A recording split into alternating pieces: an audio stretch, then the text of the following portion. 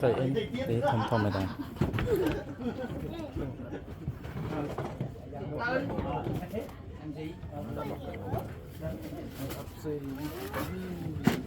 Song free Đây chứ. song free chung rong quá dữ lắm cho được bây giờ bạn này bạn Còn thế đây cho anh.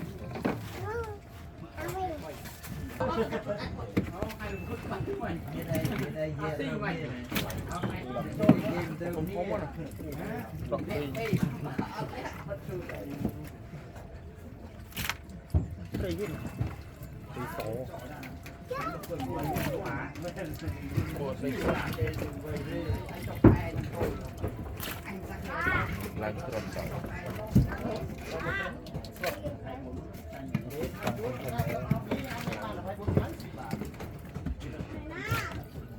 nó à tay so nó phải bật free song free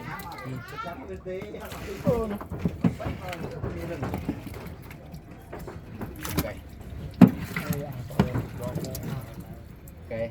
cái ồn nè cái ồn không cái này cái ồn cái mày gì đấy cái không đây tí ồn tôi thông như ồn không Cái lên nuôi à? thì nó phụ đây à đặt cái Đặt cái ngay bên nó cho ròm đặt mà được. đặt nước chiên đấy luộc một cái lỗ mà Ini tak kesuai.